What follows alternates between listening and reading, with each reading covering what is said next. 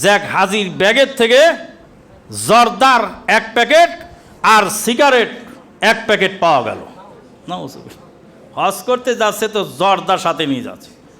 বলছে জর্দাটা আমি খাই। ওই লোক সাংবাদিকদেরকে বলছে জর্দা আমি খাই, তাই আমি জর্দা নিয়ে যাচ্ছি ওখানে খাওয়ার জন্য।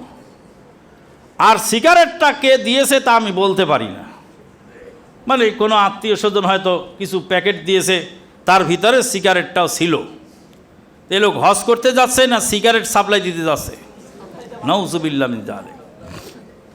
আমরা 2007 সালে যখন হজে গেলাম, 2007 সালে হজ সফরে গিয়ে আমাদেরকে জেদ্দায় আটক করলো, অনেক জিজ্ঞাসাবাদ করলো। তো বললাম সামান্য কিছু বিষয় নিয়ে এত জিজ্ঞাসাবাদ কেন? বলছে আমাদের আগের ফ্লাইটে যে হাজি গেছে সেই হাজির ব্যাগের মধ্যে হিরোইন পাওয়া গেছে। নাউজুবিল্লাহ। আবার